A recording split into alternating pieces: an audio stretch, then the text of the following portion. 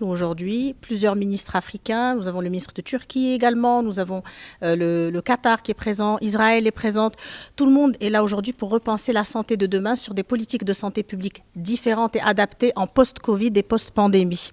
Aujourd'hui, la notion du patient citoyen est mise en situation, la responsabilisation du patient, la solidarité, les valeurs sont mises en exergue, particulièrement ici en Afrique, parce qu'on sait que les valeurs en Afrique, l'Afrique est la mère de toutes les nations, l'Afrique possède des racines familiales ancrées, l'Afrique aujourd'hui parle de santé au monde, l'Afrique prend la parole dans un jour aussi symbolique que le jour de l'indépendance marocaine. Et naturellement, contribuer à l'organisation de cette manifestation qui doit tout son succès à l'engagement et à la force et à l'ingéniosité du docteur Kandili.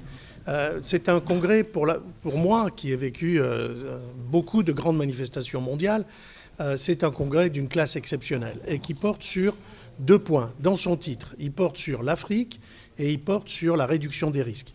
Alors l'Afrique, pourquoi ?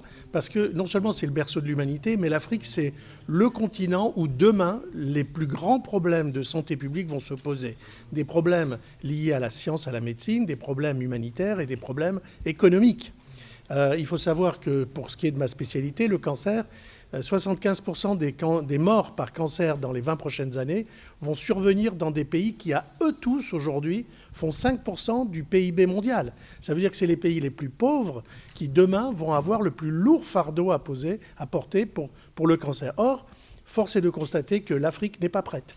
Elle n'a pas les hommes, elle n'a pas les structures, elle n'a pas les appareils, elle n'a pas les blocs, elle n'a pas tout ça. Et donc, il est urgent qu'elle se prépare, et plus encore, qu'au lieu de se préparer uniquement à soigner, qu'elle se prépare à éviter les maladies par la prévention. Et c'est là où le deuxième thème du congrès intervient, la réduction des risques. Qu'est-ce que c'est ? En fait, ça fait 50 ans qu'on essaye de dire aux gens arrêtez de fumer, qu'on essaye de dire aux gens arrêtez de conduire vite, qu'on leur dit arrêtez de manger gras, des hamburgers, des sucres, des trucs, que faites du sport. Eh ben, est-ce qu'ils font du sport ? Est-ce qu'ils mangent moins gras ? Est-ce qu'ils roulent moins en voiture ? Est-ce qu'ils fument moins ? Pas du tout. Il y a 30 ans, il y avait 1 milliard de fumeurs dans le monde. Aujourd'hui, il y a toujours 1 milliard de fumeurs dans le monde. Est-ce qu'il n'y a plus d'accidents de voiture ? Pas du tout, il y a autant d'accidents de voiture. Alors l'idée de la réduction des risques, c'est arrêter, il faut constater la vérité. Les gens, ils font des bêtises et ils n'arrivent pas à s'empêcher de les faire. Alors notre devoir à nous, qui avons en charge la santé des populations, c'est de se dire, bon, on a essayé de les faire changer de comportement, ils ne veulent pas.